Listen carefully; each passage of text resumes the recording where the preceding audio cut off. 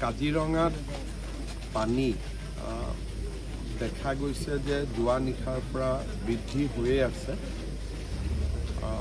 প্ৰায় 163টা কেম্পত পানী সোমাইছে, কিন্তু এতিয়ালৈকে কেম্পবিলাক আমি এবাণ্ডন কৰা নাই। যদিও পানী সোমাইছে, বনকৰ্মীসকলে তাতেই থাকি এতিয়াও নিজৰ কৰ্তব্য পালন কৰি আছে। আমাৰ 9টা কেম্প মাত্ৰ আমি পানীৰ কাৰণে খালী কৰিবলগীয়া হৈছে।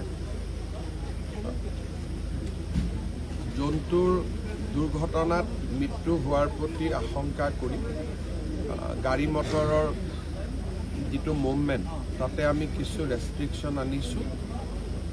এই মুহূৰ্তলৈকে খবৰ পোৱা মতে এটা সৰু গড়ৰ পোৱালি বানপানীত মৃত্যু হৈছে আৰু ৰাস্তা পাৰ হ'বলৈ চেষ্টা কৰোঁতে 2টা পহুৰ মৃত্যু হৈছে। নৰ্থ বেংকতো এই ধৰণে কাম কৰি থকা হৈছে।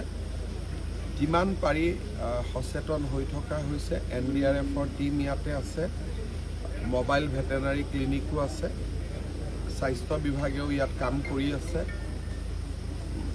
আমি যিমান দূৰ পাৰোঁ পৰিস্থিতিৰ সৈতে মোকাবিলা কৰাৰ বাবে চেষ্টা কৰি আছোঁ। মোৰ ধাৰণা যে যিহেতু ডিব্ৰুগড়, যোৰহাট বা তিনিচুকীয়াত আজি পানী কমিছে, সোৱণশিৰিৰো পানী কমিছে, ডিছচাৰ্জ কমিছে, সেইকাৰণে হয়তো অহাকালি গধূলি বা পৰহিৰ পৰা ইয়াতে পানী কমাৰ সম্ভাৱনা আছে।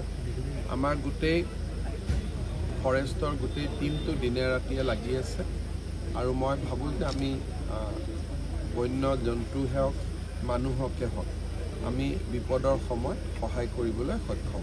মেন পাৱাৰ যথেষ্ট প্ৰয়োজন এই সময়ত।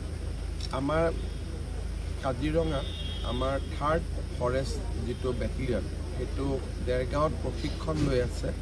তেওঁলোকৰ প্ৰশিক্ষণ প্ৰায় শেষ হৈছে, মাত্ৰ পাছিং আউট পেৰেডৰ বাবে অপেক্ষা কৰি আছে।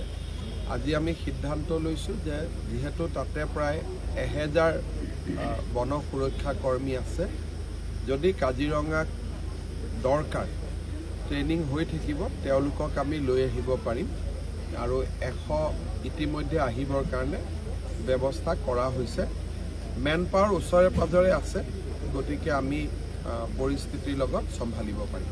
এই সময়ছোৱাততো বনকৰ্মীসকলে বন্যপ্ৰাণীক সুৰক্ষা দি আছে, গতিকে এই মুহূৰ্তত তেওঁলোকৰ দায়িত্ব আৰু কৰ্তব্য নিষ্ঠা এই দুটা ইম্পৰ্টেণ্ট। কাৰ্বি পাহাৰখনো বহুত ডাঙৰ, কিন্তু গাঁওবুঢ়া বা বিভিন্ন ৰাইজৰ লগত লগ লাগি আমি সদায় সচেতনতা কৰোঁ যে যেনেকৈ জন্তুবিলাক কাৰ্বি পাহাৰলৈকে গৈছে, বানপানীৰ পিছত যাতে ঘূৰি আহিব পাৰে। কাৰ্বি আংলঙৰ আৰক্ষী, জিলা প্ৰশাসন আৰু কাৰ্বি আংলং অট'নমাছ কাউন্সিলকো আমি গাঁওবুঢ়াসকলৰ লগত যোগাযোগ ৰাখিবলৈ অনুৰোধ কৰি আছোঁ, যাতে কোনো কাৰণতে বন্য জন্তুৰ নিধন বা হত্যা নহয় আৰু সকলোকেইটা জন্তু যাতে ঘূৰি আহিব পাৰে।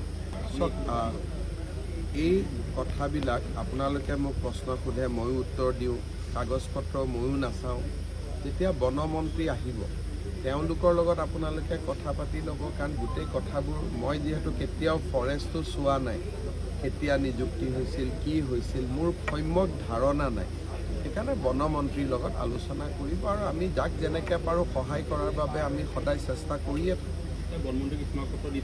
তেওঁলোকে নিশ্চয় চাব বনমন্ত্ৰী। হাইলেণ্ডৰ যথেষ্ট প্ৰয়োজন আৰু হাইলেণ্ড 160টা 150টা হাইলেণ্ড আছে। যদি হাইলেণ্ড আৰু লাগে, কাম্পাৰ ফাণ্ড আছে, বনোৱাৰ কাৰণে কোনো অসুবিধা নাই, ডাইৰেক্টৰে বনাব পাৰে। ইয়াত চৰকাৰৰ অনুমতিৰো প্ৰয়োজন নাই।